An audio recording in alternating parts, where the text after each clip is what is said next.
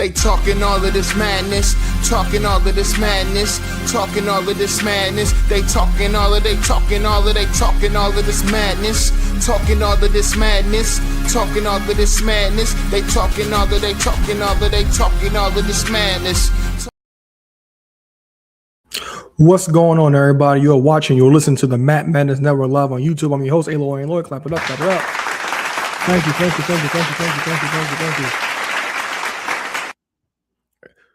Solo show tonight in a quick chill stream. Let's talk about what's going on in the world. So, the Knicks is up 1-0 in Eastern Conference Finals. Salute to the Knicks. Yes. Danhausen cursed the Cavs, so salute to that.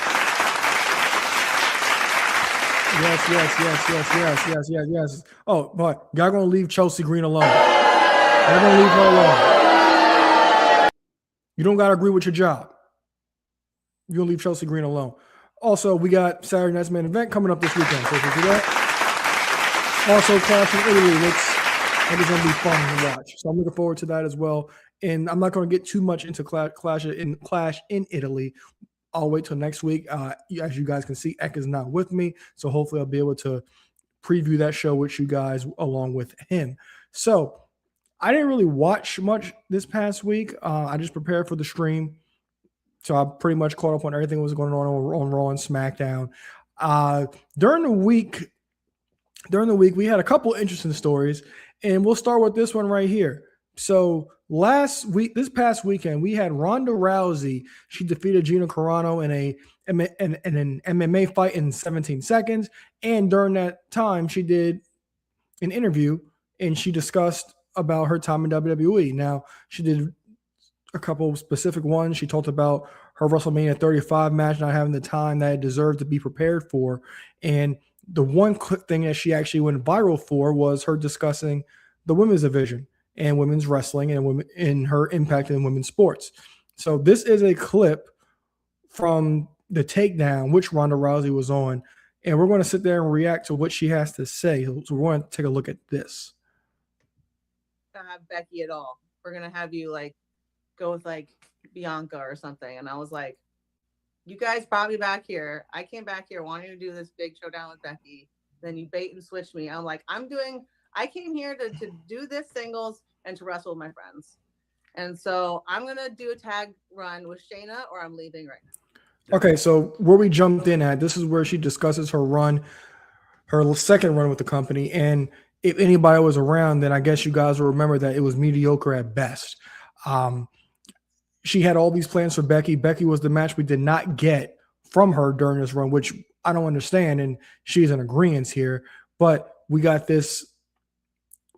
We got it from the horse's mouth about what actually happened. How Ronda said that she actually had things written down and things pitched for how this match could actually happen. And we all know that it inevitably didn't happen. So we're going to continue with this. And the Becky, it's not like that's bad business. I mean, that would have been a huge money match. You're talking too much sense for a nonsensical world. There you go. All right. Well, look, the big fight is this weekend on Netflix. Ronda Rousey, Gina Carano. Make sure you guys are checking that out. We'll have full coverage at the Takedown on SI all weekend. Ronda, my last question for you is: you have been just ahead of the curve on just women athletes in general, just out in front. First time this, first time that. Has it set in the impact that you've made on not just the women's fight game, but women's sports everywhere? Because I think it's substantial, and I don't know that it necessarily comes out that way all at once for something like that. But I'm just curious as to where your head is on the impact that you've had in women's sports. Oh, I'm very aware. I'm very aware that women are headlining WWE because of me, that women are, headlining and making big paydays in boxing because of me. I'm in bare knuckle boxing and, in full contact karate and everything that is a contact sport. I am very, very proud of seeing all the success that the women are having because I was able to prove their commercial viability. And everyone's trying to recapture that lightning in a bottle. And I'm so happy to see it. I don't think I'll even be able to understand the scope of those like ripple effects. All right. So those were Ronda Rousey's comments, and that's what a lot of people were going crazy about, was when she discussed that the women in WWE specifically are main eventing because of her. Now, when Ronda discusses about all the other sports, I agree. MMA, she was a trailblazer.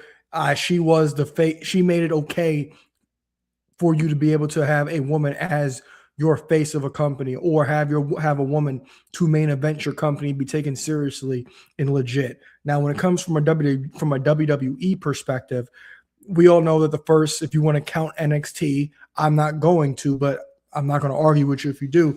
We know that Sasha and Bayley were the first ones to main event NXT. Respect. Now, if you want to go back to the main roster, Sasha and Charlotte were the ones to main event at Hell in a Cell in the first Hell in a Cell match, women's Hell in a Cell match in 2016. For all new viewers and listeners, we've been around for 10 years. So we were around during that time when Sasha and Charlotte were supposed to have the Hell in a Cell match. And I was adamant about that match possibly main event in the show, which it inevitably did. And we wouldn't get another women's main event until the Royal Rumble. And then later that year in 2018, the Women's Royal Rumble in 2018. And then later on in 2018, Charlotte, Asuka, and Becky main evented TLC for the SmackDown Women's Championship. Now, when it comes to WWE, as I said, they're not main eventing because of Ronda Rousey. They're not. When Ronda Rousey came in, she was a focal point and an integral part of making the women's division bigger. And also, like I said, we've been around for years, and we were actually at the Royal Rumble when Ronda debuted. We were at WrestleMania when Ronda had her debut match with Kurt Angle against Triple H and Stephanie. We were there. And her entire run, we sat there and were impressed by how things were going with her, and on a week-to-week basis. And it was something that we were looking forward to on a week-to-week basis. You know, Ronda Rousey, WWE, they put her in the forefront. They gave her everything immediately, and she was the focal point in pushing it forward. Now, I will say this. I do not think – I think it would have happened, but I don't think – WrestleMania 35's main event is a women's match, because remember, this is before WrestleMania went to 2 nights. Ronda, the women main eventing a one-night WrestleMania was actually a big deal. I do not think that doesn't happen without Ronda Rousey, even though it's not what they wanted. You know, we quickly forget that Becky Lynch became the biggest star in the world of professional wrestling off of an accident from an injury from Nia Jax. And on top of that, if you guys also remember that on her way to becoming the man, it was supposed to be Charlotte, but the crowd booed Charlotte, and Becky became the babyface when Becky was essentially supposed to become the heel, and Becky just became the biggest thing in wrestling. So they kind of fell into it. And then also Charlotte and Ronda had the match at the Survivor Series because Becky couldn't go due to that injury from Nia Jax. And it's one of those things where, like I said, it just falls into your back pocket. It said Ronda Rousey, she did contribute largely in 2018, in her time in 2018, to the women's division. But these women did not main event because of Ronda Rousey. They did not. They did not in WWE. Now, I will say this. I don't think Evolution happens without Ronda Rousey being the focal point of that show, the one to sell the show, because I'll talk about the Bellas a little bit later. I've always said that the Bellas were the ones who started the women's revolution, not from an in-ring perspective, but just as a total perspective, because if it wasn't for the Bellas coming back in 2013, Total Divas, you're not bringing in that different set of eyes, a different set of audience. And that's why I say in WWE is pretty much agreeing with me in my points that the Bellas were the start of the women's revolution, because the main event of the first the main event of the first Evolution pay-per-view was what? It was Ronda versus Nikki Bella. the two women of the woman of combat sports versus WWE's biggest star in reality television, and probably the most popular because of what Told Divas brought in the eyes that Told Divas brought to the product. Now, Russ, Ronda Rousey's second run, we could have won without that. It was lackluster at best. She even talks about that. She did an excellent interview with Complex, which I'm not going to react to, but she did an excellent interview with Complex. That's where she goes deep into what her second run was, how Vince was all over the place, and she enjoyed it better when Triple H was running the show.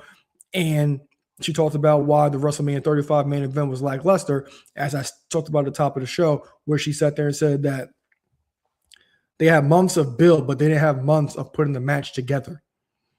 And she talked about the difference between that match and her first WrestleMania match, that they had so many hands in the pot. They were working together for months in advance, trying to make that match perfect. And if you go back to that match at WrestleMania 34 with Kurt Angle, Triple H, and Stephanie, it was a masterpiece. It was fun. Like, we were all touting how great of a match that was and how much fun it was to watch. And the WrestleMania 35 match didn't get that kind of time. And we all talked about it. We were all disappointed by the match. It's pretty much forgettable, other than the fact that the women actually main evented. I don't think that's really something that anybody really necessarily will go back to. But I personally do not think that the women are main eventing because of Ronda Rousey and WWE. It's happened. It happened before. Was she a good selling point? Did she bring in other people? Was she a name that you could put on the marquee to sell things? Absolutely. But these women in WWE, they earned it. They deserved it way before Ronda Rousey even came back into the WWE. So that was my opinion on Ronda Rousey. She did defeat Gina Carano in 17 seconds, and she retired from MMA immediately after that. So the main other thing that happened this week, and I said, I'm not trying to go into a bunch of stuff because I'm wanting to save a lot for next week when we preview Clash in Italy, is we got the return of Brock Lesnar. Or Brock Lesnar, as Paul Heyman would say. Now, this was very interesting because I do not know where you go here. The fact of Oba Femi doing an open challenge and it's literally open to anybody, and Brock showing up was actually good. I do like that concept, but when it comes to this, it's like, okay, where do you go?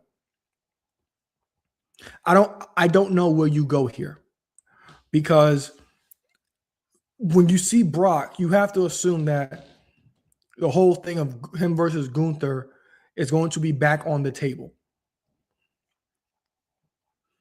But why would Gunther want to go after Brock Lesnar after 2 losses? Now, if that happens, Gunther could easily sit there and say that, hey, you're a wash-up has-been and I'll end your career at SummerSlam. But I don't see the point why you would want to face a back-to-back losing Brock Lesnar. I don't see what Gunther would kind of get out of that other than ending his career. I just don't get it. And then also, you don't want to kill Oba Femi's momentum. Oba Femi's been having these open challenges. I talked about, I think Oba Femi will be the heavyweight champion of the world by the summer's end. So you're going to have him go out and lose right now? I don't think that's the good case. I don't see how you do that. I truly don't. Like, Brock being gone, I thought was best for business. It was. I've been talking about getting these older guys out of here for the longest time. But Brock being back, I have no idea what this is going to do for Oba Femi, because Oba Femi, he really has big plans in store for himself coming up. And I don't need him taking any losses to Brock Lesnar whatsoever at all. Because I said, how much would that derail him? And we all know Brock's not like putting in that. Brock's not going to give you a 20-minute, 30-minute match to justify anything. This will be quick smack finishers to the max, That's what this is going to be. You're in and out 5-10 minutes. And how is this going to benefit Oba Femi if he loses? It's not. So I'll wait till next week to get more into this because I want to take a deeper dive with Eric about this. But Brock Lesnar is back. I did like the whole idea. Now, the whole Brock Lesnar thing is interesting because Heyman did drop that. Now, I'm not sure if that was him filing retirement papers for Brock Lesnar or this new match is for Brock Lesnar. But I'm looking forward to the match. Like I said, I think Clash in Italy is going to be an excellent show. It's pretty stacked for the most part from what we actually have right now. I'm sure there's going to be 1 or 2 more matches added to the card. And we'll have to wait and see, but I'm looking forward to this. Now, I talked about WrestleMania. There's something else that was about to happen at WrestleMania 37. So, if you guys do not remember, a few years ago, in late 2020, early 2021, Carmella had a sommelier named Reggie. And during Carmella and Sasha Banks' feud, Reggie was an integral part of that. And Reggie also was a part of the Sasha Bianca feud early on. Now, there's a reason for that. And we're going to hear what Reggie has to say about that.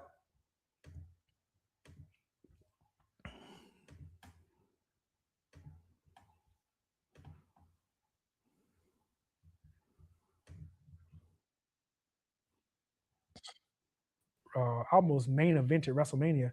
What? You said intergender. Yeah. It was an intergender match. Oh my God, what was it?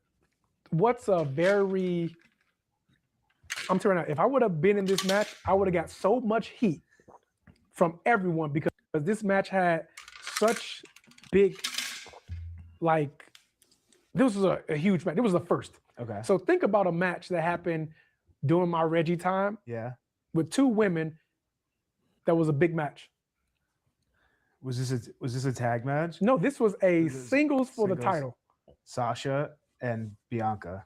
Vince wanted me to triple threat between Sasha, Bianca, and myself. That's insane. Quieted the room. That's wild. When when did you hear about it and what stopped it? So if you guys don't, like I said, if you guys don't remember, that build towards that match was atrocious. But Reggie was a part of the original build of that match. And I believe I was doing the podcast by myself at that time. And I was just like, what is this? What is going on? You know, I did think that we'll get to that. Let's continue. I was with Carmella. Mm-hmm. And Carmella was feuding with Sasha. And then Bianca came into the picture. And Vince was saying something like, hey, so I want you to play the room like you are in love with Sasha. So you're going to buy her a puppy. And she's going to love the puppy. And this is basically me getting away from Carmella because after all of the Sasha had beaten Carmella so many times, and I just got enamored with Sasha. Yeah. And so Carmella fired me. And I was supposed to fall in love with Sasha, all of these different things. So Vince calls all of us into the office, me, Sasha, and Bianca. And we have some producers and writers there. He said, this is what I'm thinking. Reggie, you buy her a dog. She loves you. And you're playing every week and you're playing in the middle, whatever. But the thing is, you have an end game. Like you will come out and announce that this is no longer a singles. This is a triple threat. And when he said that, Sasha had a look on her face. And Bianca had the same look on her face. And I'm just like, You're not going to say a word. I don't know what the hell is happening right now. I'm not going to look at anyone. I'm not going to say anything. And Sasha told Vince, like, because Vince said, because Sasha and Reginald, you guys have great chemistry. And Sasha kept asking Vince, what do you mean? What is this chemistry? He's like, I don't know. It's just chemistry. She was like, but what makes us have this chemistry? He was like, I don't know, damn it. It's chemistry. And we just didn't get an answer. It was just chemistry. But long and behold, they came to their senses. Right, And like, that and it would have didn't been happen. stupid to throw me in that match. And so they went on to have a great match that's going to live in WWE history Yes. for a long time. Can you imagine that? No. Yeah. Can't even. Yeah. That would have been crazy. Was that the first Mania back after COVID too? All right, so that is Reggie on what could have potentially happened at WrestleMania 37. And that's wild. It really is. Just to think that was even on the table. Because I believe Sasha did actually go one-on-one with Reggie at that time. And I do remember him being enamored with Sasha. And the build to Sasha and Bianca's match not being good at all. And just the idea of that really being a thought. And Mercedes Moné, she actually did respond to this on her IG story. And she said the book's coming. Now, I'm looking forward to actually hearing more about that in her book and hearing her story about that. But just to think that Reggie was almost in a women's championship match for the main event at WrestleMania would be really funny. Now, the idea of Vince getting pressed about what kind of chemistry, just chemistry, it's chemistry, that's something that I think is really interesting and funny because they actually really did have chemistry. That's not wrong for him to say. I'm not sure what kind of chemistry Sasha thought Vince meant, but they actually did bounce off each other well. I actually thought in their interactions, but that is definitely something interesting to hear that actually almost happened at WrestleMania, and when the women had the solo stage on night one to main event, and it almost got ruined by Reggie. So let me know what you guys think about that in the comments about Reggie almost potentially main eventing WrestleMania 37 along with Sasha Banks and Bianca. All right, so Saturday night's main event is this Saturday night, and we're going to jump into the card, and this is probably going to be the main event from everything that we're seeing. So we have Penta defending his Intercontinental title against All Ego Ethan Page. Now, I did a video a few weeks ago about this new set of post-WrestleMania calls from NXT being the best of all time. And the reason I said that is because I think that each one of these people brought up can be a big-time player, big-time champions, and big-time players moving forward within this company. And that was Ethan Page, Fatal Influence, Blake Monroe, Ricky Saints, Sol Ruka, and also All Ego Ethan Page. Because All Ego Ethan Page, when AEW, I could care less. I was like, what? And when WWE signed him, I'm like, why? Like, what is there? And immediately when he's in NXT, he wins the NXT title. It's like, nope, I'm good. But what turned me around to him was his run as the North American champion. Now, I thought his run as North American champion was incredible. He was definitely one of the people that I tuned into to watch NXT on a weekly basis for, because his feuds were so interesting. His promos were so interesting. Also, he had the fun segment with Chelsea Green as the AAA mixed tag team champions. That brought a lot out of him. So we were able to see a whole lot of more personality from Ethan Page. And it's always that stigma where it's like, all right, you as the world champion, nah, but IC champion, mid-card champion, just right, perfect. And I think at this point in his career, that's where All Ego Ethan Page needs to stay for the moment, for the time being. Not saying he can't be a world champion, but right now we'll see where it goes. But right now, I think he is perfect to become the Intercontinental Champion here, and I'm going to pick him to defeat Penta, because at this point, I don't think Penta needs it at all. I've loved Ethan Page's segment with Michael Cole, him handing the questions to say to Cole, and Cole getting serious with him about look, dude, you have the entire package, but your ego's going to get the best of you one day.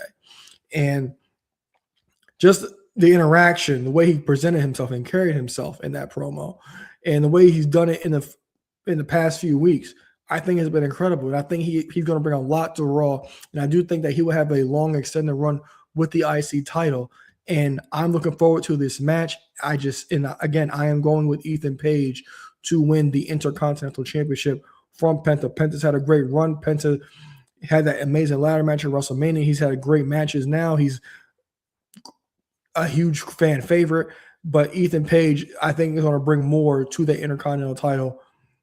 And he's already put it over as one of the most prestigious championships in WWE, and claims to rename it the Ethan Page Championship. If he does anything with that championship that he did with the North American Championship, I'm all for it. So I'm going with Ethan Page to win the Intercontinental Championship.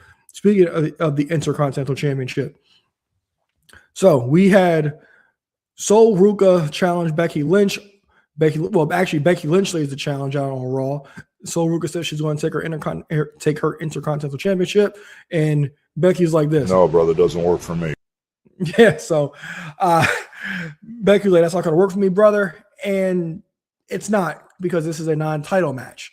Becky Lynch has been coming at Sol Ruka saying that she doesn't deserve it since she's been 0-2 in her debut on Raw. And like I said, I'm going to echo pretty much the same statement about All Ego Ethan Page. So this next crop, Sol Ruka is the next up. She is the next up. Because despite how people feel about Becky Lynch, I don't know where this Becky Hogan thing comes from. It really took off a couple of years ago when Rhea got her post-WrestleMania and she won that Battle Royal. And I'm like, why is everybody crying? This story, her winning this Battle Royal, is a better thing for Liv to go off of. You just can't give Liv the title right now. Let Liv's story prolong. Give it to her in a month or two, and that gets more legs out of a Liv Morgan story. And that's what it actually did. It benefited Liv Morgan in the long run. Now, everybody was talking about WWE Unreal, I know Eric was saying that it was staged, about how Becky took Bayley's WrestleMania spot, etc. But I'm not sure where the Becky Hogan thing come from, because last time I remember Becky Lynch putting people over. I remember Becky Lynch putting Lyra Valkyria over like crazy in NXT and on the main roster. I remember her putting Maxine Dupree over. So I'm not sure where this whole Becky Hogan thing actually comes from. Personally, feel free to go back and forth with me in the comments. That's fine. But I do think Sol Ruka wins this match, but I do think Sol wins this match by disqualification. Because I think Sol Ruka is going to give Becky Lynch more than she can handle. And that will propel Sol Ruka into her eventual WIC title match, where she will win the WIC title eventually. But as of right now, I'm going with Sol Ruka to win by disqualification, because Becky Lynch will try to save face and not take a loss to Sol Ruka. Next up, I guess you could say Uncle Teddy had the card, because there's a lot going on. When I say Uncle Teddy, this is what I mean. A tag team match. We have 3 tag team matches on the card. And this one is for the Women's Tag Team Championship. We got the Irresistible Forces. Capital B, capital O, capital A, capital F. Both. Yeah, both. We got the Irresistible Forces challenging Brie Bella and Paige. Now, I talked about this post-WrestleMania about we never thought we would see Paige in a WWE ring again. We never did. I never thought I would hear Stars in the Sky again, unless it's on my gym playlist. But we got it at WrestleMania. She replaces Nikki, and if anybody gets a timeout, Nikki did an interview where she discussed that Triple H gave her the call. It's like, look, you can tell me no, but this is what I'm thinking. Paige replace you, and there's nobody that could have been the perfect replacement for Nikki Bella, because despite how I feel about the Bellas, I don't hate the Bellas except Brie. I don't want to say I hate her, but Nikki is tolerable. But I picked them to win the match originally, and they deserve a WrestleMania moment. They do. They've done a lot for the company. I talked about in the Ronda Rousey segment how they got the eyes on the product from an outside audience and brought them here. And I thought they deserved it. But even when you look back at the WrestleMania moment during the entrance with Nikki Bella, you could hear Nikki Bella kind of voice cracking. She's stumbling over her words. And she even talks about this in the interview. And we get Paige. And like I said, when Paige won that match, if you did not get emotional or any kind of emotional, I don't know what to tell you because perfect moment. But the thing is, when it comes to these things, moments end. And we got to move on. And this is not, like I said, we like, if you've been around for y'all know how I feel about Brie. And when it comes to Paige as well, Paige is somebody who I would really love to interview because I think she's really interesting. And she gets the short. She's really had she really can't catch a break. Like she comes up to WWE, wins the Divas Championship, gets the whole Women's Revolution thing started on the main roster with the 3-team thing with Team PCB, Team Bad, and Team Bella. And then this is when we get the emergence of Charlotte, Sasha, and Becky, and she's kind of pushed to the side a bit. And then she gets hurt, and then we know what happened with the whole Del Rio situation. And then she gets hurt then too. The Rio situation, then we get the leaks from her, and then she's and then she gets hurt. She comes back, gets hurt again, career-ending injuries to the GM of SmackDown, and eventually a few years later we'll see her in AEW make her triumphant return. But then that run was lackluster, and she wasn't in the ring on a consistent basis. And I'm happy to see her working on a consistent basis on WWE. She's wrestled way more than I thought, and the thing with her, because I've always been a big Paige fan, and this can go for Brie as well. The talent it's kind of like all sports, like in the NBA. Over time, the talent becomes so great that you're not as good as this new talent. And when you watch these matches, like I said, Paige is still trying to get into ring shape. Her Brie as well, but these matches, they seem like real slow motion. There's a lot of botches. Things don't go right. They don't look as good or crisp. But that's just, I guess you could just say that's me nitpicking. But glad to see Paige back nonetheless. Now, when it comes to this tag team titles, I do think that Paige and Brie will retain the tag team titles because I think that these titles are set and ready to go to Fallon and Laney, a fatal influence when the time comes within the next few weeks.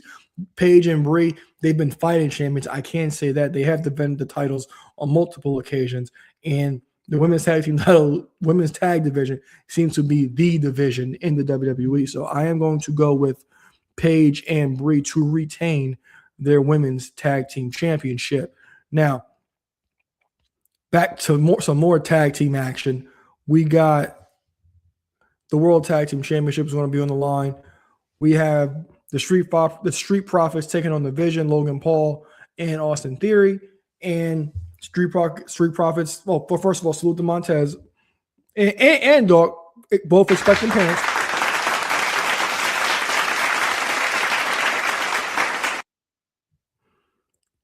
Salute to that. So we have this match. Street Profits looking to regain tag team gold. And interesting story. Like I said, they also don't trust Seth Rollins. On Raw Monday Night, Taz says the dog, it's like, look, we can't trust Rollins. And then again, there's more spears. Braun Breaker's just spearing everybody at this point in time. And at a certain point in time, we have to, when's this whole Maxine Dupree thing going to come into play? Because I think it's going to happen this weekend. I think Maxine Dupree will actually get involved in this match because Seth is still trying to get the Street Profits trust because he has to do pretty much any and everything to get it because the Street Profits been burned by Seth for years now. And they know not to trust him because the vision is his fault. He created the vision. So when it comes to this, Seth Rollins will be involved. Braun Breaker will be involved. And ultimately, I think that we probably finally get the reveal of Maxine Dupree with the vision. Maxine Dupree's been shown backstage with Austin Theory on multiple occasions. And last week on Raw, she was actually in the car with him. So all these little backstage shots eventually have to lead up to meaning something. And I do think that they'll actually finally mean something.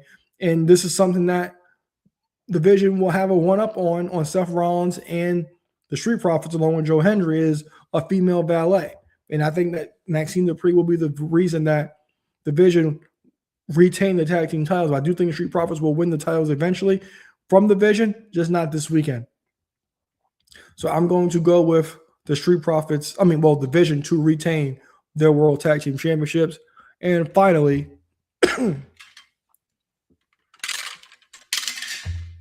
6-women tag team action. We got Charlexa and Rhea Ripley taking on Jade Cargill, B-Fab, and Michin. And when I tell you, this is awful.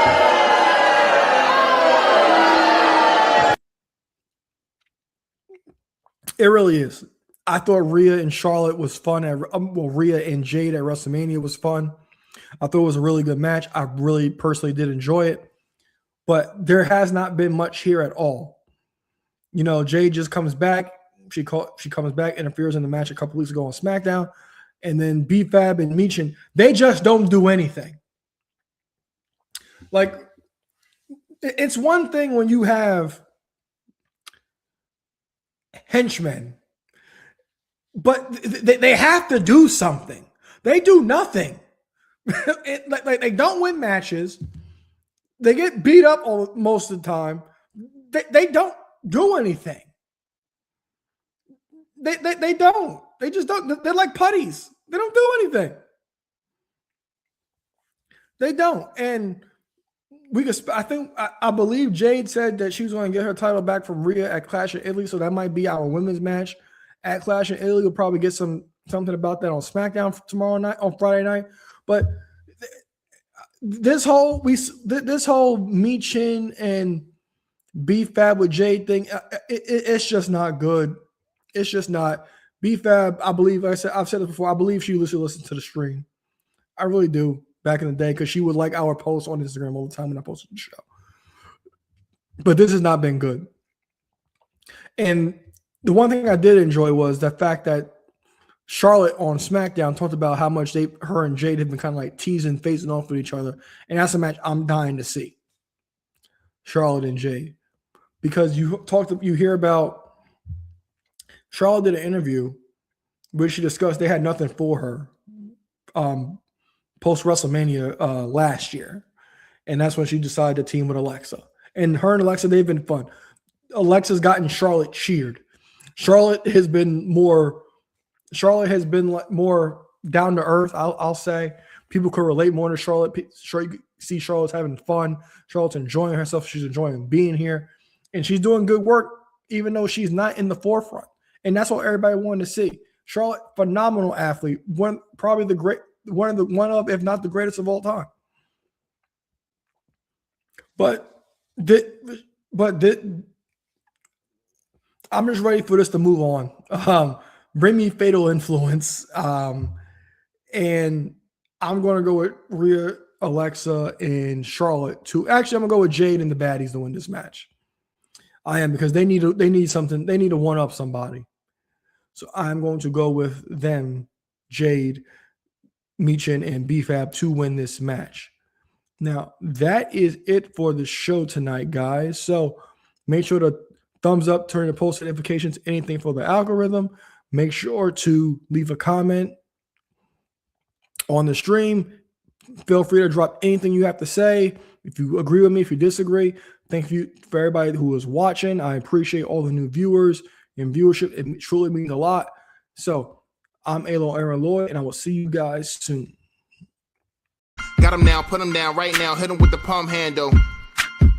Tuning up the band, y'all don't understand. Fist of Superman, it's a SummerSlam. Here we go again. Fans marking man, I hate my balls. Shut the Vince McMahon, it ain't shake the land off the cell. Fans love it, ain't hard to tell. Talking madness, awesome. Well, what I'm cooking, man, y'all off the smell.